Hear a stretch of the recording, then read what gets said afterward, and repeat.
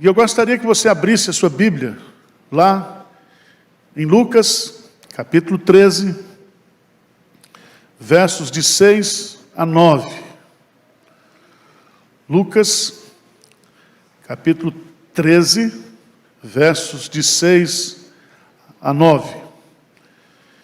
Diz assim a palavra de Deus: Então Jesus proferiu a seguinte parábola.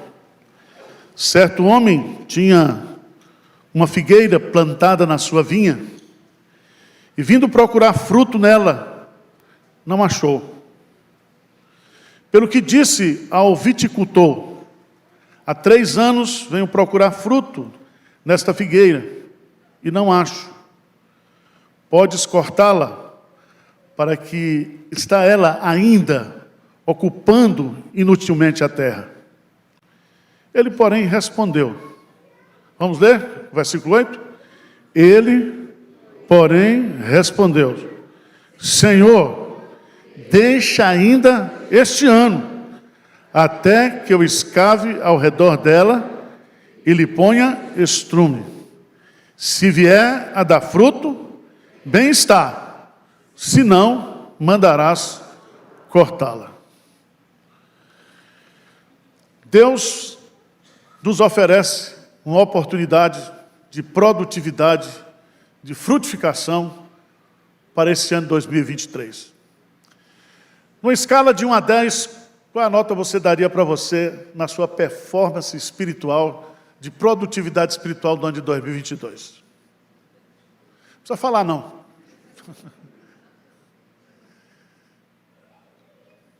Você pode ter tido sucesso em várias áreas da sua vida. Na vida profissional, na vida financeira, na vida de empreendimentos intelectuais. E na sua vida espiritual? O que é que você cresceu? O que é que você desenvolveu? O que é que você frutificou? Como foi a sua produtividade espiritual? E tem muita gente que não gosta de falar sobre esse assunto, mas é uma mensagem chata para o primeiro domingo do ano. Mas eu quero meditar com você nesta parábola, porque essa palavra fala de produtividade. E aqui nós temos algumas lições bem simples que eu queria deixar para vocês à luz dessa parábola. Jesus contou essa parábola porque estava havendo uma discussão sobre pecado e castigo. Pecado e castigo, pecado e castigo. E se você observar dos versos de 1 a 5, são citados 2 fatos históricos. Um, quando Pilatos comete um assassinato em massa, e depois quando houve um acidente na Torre de Siloé e 18 pessoas morreram. E como todos nós gostamos de ficar fazendo interpretações de tragédia, de sofrimentos alheios, Jesus então vai contar essa parábola. E ele introduz a parábola dizendo no versículo 5: Não eram, eu vos afirmo, mas se não vos arrependerdes, todos igualmente o quê? Perecereis. Então, ao invés de você ficar pensando nas tragédias, ao invés de você estar preocupado em interpretar o que está acontecendo com os outros, se é castigo de Deus, se não é castigo de Deus, se é aprovação de Deus, se não é aprovação de Deus, eu quero dizer que há uma coisa muito mais importante que você deve pensar, que é justamente a sua produtividade espiritual, a sua frutificação. E aqui eu quero tirar pelo menos 3 lições dessa parábola contada por Jesus. A primeira delas é que Deus nos dá todos os recursos para sermos produtivos. Veja no texto, por favor, veja no texto. Então Jesus proferiu a seguinte parábola: certo homem tinha uma figueira plantada na sua vinha. Algumas lições a gente pode tirar desse versículo. A primeira é que a figueira foi plantada por Deus na vinha dele. E a vinha aqui poderia ser chamada a igreja de Deus, o Israel de Deus. E essa figueira pode ser eu e você, como pode ser os líderes religiosos de Israel. E você sabe que o justo, ele não brota, ele é plantado. O Salmo 1 diz claramente isso. Bem-aventurado o homem que não anda no conselho dos ímpios, não se detém no caminho dos pecadores, nem se assenta à roda dos... Pelo contrário, ele é como uma árvore plantada junto a ribeiros d'água. Abra sua Bíblia, por favor, lá em Mateus capítulo 15. Mateus capítulo 15, versículo 13. Mateus capítulo 15, versículo 13. Veja o que é que diz esse versículo, por favor. Vamos ler juntos? Ele, porém, respondeu: toda planta que meu Pai Celestial não plantou, será o quê? Então presta atenção, todos nós fomos plantados pelo Senhor, todos nós existimos como cristãos, como crentes, para cumprir um propósito de Deus, um projeto de Deus, um plano que Deus estabeleceu para a nossa vida. Então você não brotou do chão, você foi plantado. Plantado pelo Pai.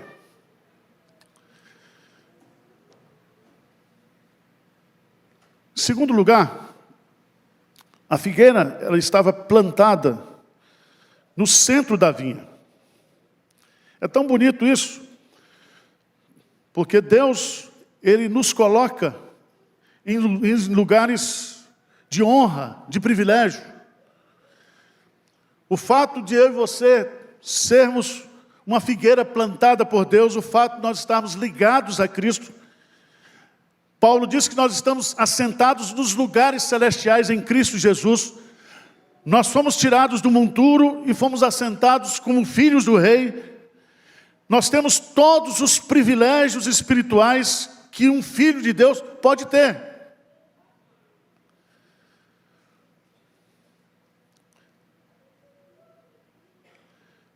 Mas em terceiro lugar, a figueira foi plantada por Deus. A figueira foi plantada num lugar de honra e de privilégio. Mas em terceiro lugar, a figueira tinha totais condições de produzir. Primeiro, porque nós estamos plantados em Cristo Jesus. Abra sua Bíblia, por favor, lá em João capítulo 15, Evangelho de João. Uma das doutrinas mais belas das Escrituras, do Novo Testamento, é a doutrina da nossa união com Cristo. Estamos ligados a Cristo. E a figura que é usada aqui é justamente a figura da videira. Eu sou a videira verdadeira e meu Pai é o agricultor. Todo ramo que estando em mim, ou seja, estar aqui significa não somente estar ligado, mas permanecer ligado, com o propósito de frutificação, de produção. Então a seiva espiritual que eu e você, nós precisamos, os recursos espirituais, nós temos. Nós somos regenerados, nós somos templos do Espírito Santo, nós temos as Escrituras Sagradas, nós temos o poder do Espírito Santo disponível para que nós possamos ser produtivos, altamente produtivos. E veja, por favor, lê comigo lá, João capítulo 15. João capítulo 15, versículo 5, Jesus diz assim: eu sou a videira e vós os ramos. Quem permanece em mim e eu nele, esse dá muito fruto, porque sem mim nada. Mas se vocês estão em mim, vocês podem fazer tudo. E aí ele vai colocar isso, por favor, lá no versículo 8. Nisto é glorificado meu Pai, em que deis muito fruto. Um pouco fruto, muito fruto. E assim vos tornareis o quê? Meus discípulos. Então nós somos plantados em solo fértil. Essa figueira que é descrita aqui em Lucas, é uma figueira que já existia há 7 anos. E lá em Levítico há uma descrição que no 4º ano, depois que essa figueira se torna adulta, 4º ano, o fruto daquela produção anual é para Deus. Por isso que ele vem justamente depois do 3º ano. Então, existe da parte de Deus uma expectativa muito grande de que nós sejamos produtivos.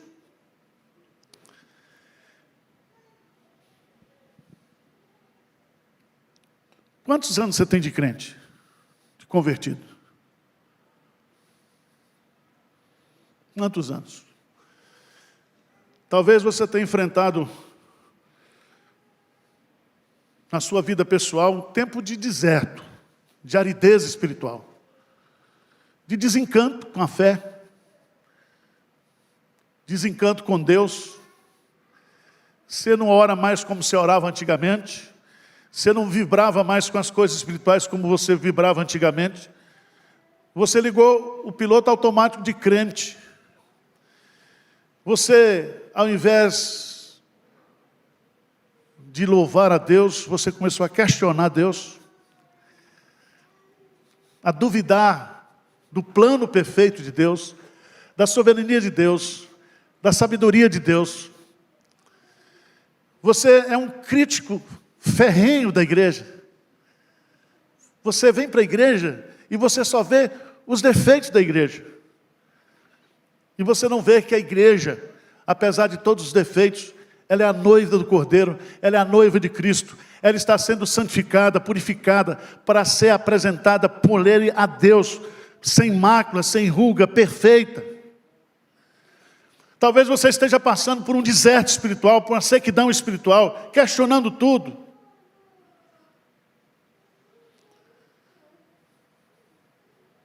Mas o que isso tem acrescentado à sua vida?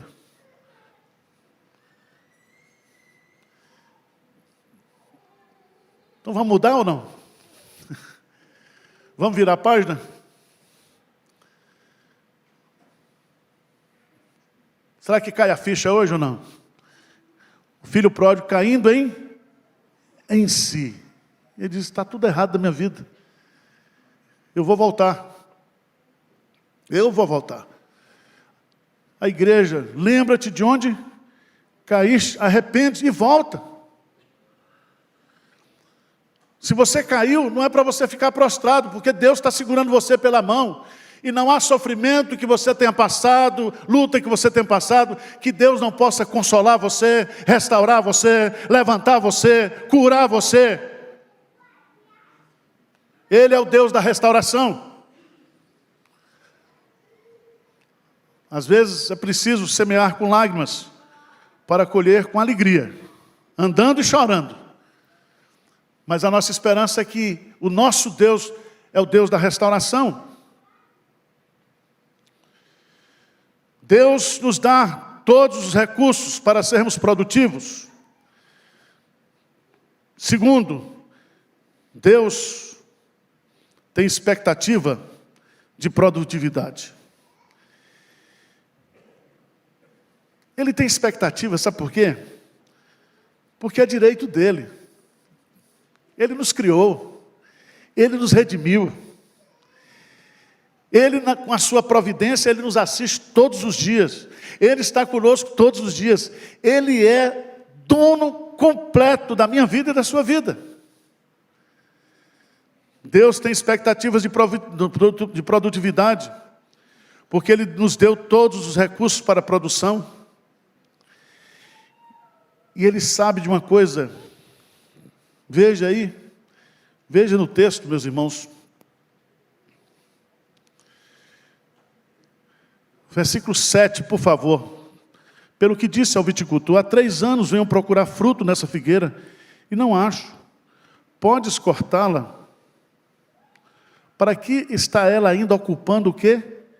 Inutilmente a terra. Preste atenção, porque Deus, Ele faz uma avaliação pesada aqui. Quando a figueira não produz, ela ocupa a terra fértil inutilmente. Ela se alimenta daquela terra, ela se aproveita daquela terra, mas não produz. Deus conhece e sabe que uma figueira que não produz é hipócrita também, porque ela tem folhas, folhas e mais folhas, porque antes do fruto vêm as folhas. E um sinal de que a figueira ela é produtiva começa pelas folhas. E aqui é uma hipocrisia, está mentindo. Porque tem folhas, mas não tem fruto. Tem aparência, mas não tem consistência.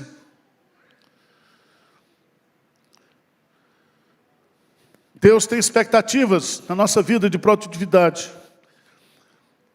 E quando a gente não produz, nós frustramos a expectativa de Deus. Mas em terceiro e último lugar, eu quero dizer para você que Deus, nesse novo ano, nos concede uma nova oportunidade. Eu vejo esse texto assim, de forma maravilhosa, porque no versículo 8, lê comigo, por favor, o versículo 8. Lê comigo, o que diz? Ele, porém, respondeu: Senhor, deixa ainda este ano de 2023, não é isso? Até que eu escave ao redor dela e lhe ponha o quê? Estrume. Se vier dar fruto, bem está, se não, mandarás cortá-la. Aqui nós temos algumas lições, porque esse versículo 8, nós temos um intercessor aqui, que é a figura de Jesus Cristo. Ele está intercedendo ao Pai por nós. Ele intercede por nós. Nós temos a figura do Espírito Santo, que nós não sabemos orar como convém, e Ele foi colocado dentro de nós para nos assistir em nossa fraqueza. Nós temos um intercessor na terra, nós temos um intercessor no céu. Nós temos as duas pessoas da Trindade intercedendo por nós. E você sabe disso, que se não for a intercessão de Cristo, a nossa fé já teria se descambado. Foi a intercessão de Cristo que a fé de Pedro não foi destruída por Satanás. É por causa da intercessão de Cristo, é por causa da presença do Espírito Santo na minha vida e na sua vida que nós ainda não somos destruídos. E Ele intercede por nós. Dá uma chance para Arival em 2023, só este ano. Mais um ano.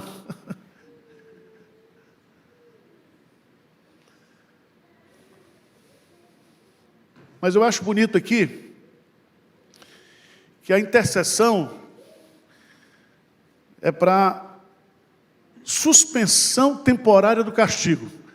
É um perdão. Não corta esse ano. Espera mais um ano. Suspende a pena. Perdoa o pecado. Dá uma nova chance. Dá uma oportunidade. Mas há uma terceira coisa aqui. Ele diz: eu ainda vou dar umas estratégias. E as estratégias quais são? Escavar ao redor. Significa criar ligações com água para que esses canais venham de fato, novamente, trazer água. Mas não somente isso, vamos adubar também, vamos colocar adubo. E essas duas figuras aqui significam justamente um investimento espiritual na minha vida e na sua vida. Significa que nós colocamos adubo, nós irrigamos a nossa vida espiritual quando nós oramos, quando nós lemos a Bíblia, quando nós voltamos a fazer culto de adoração, quando a gente começa a servir de novo a Deus, como a gente assume um compromisso com Ele, arrependido daquilo que nós não fizemos ou do que fizemos de errado no ano passado. É simples.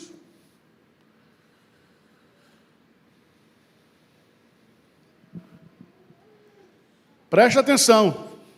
Deus adia, mas não anula.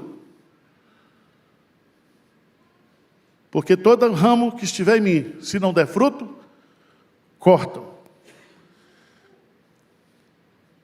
Você não nasceu espiritualmente para ser improdutível, para ocupar um espaço inutilmente. Você foi criado para promover a glória de Deus. Você foi criado para fazer a obra de Deus, ou Deus fazer a obra dele através de você.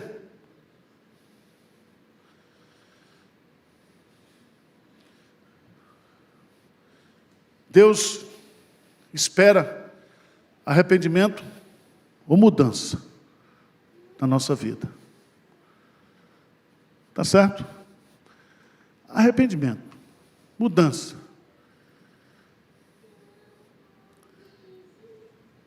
O que é interessante nesta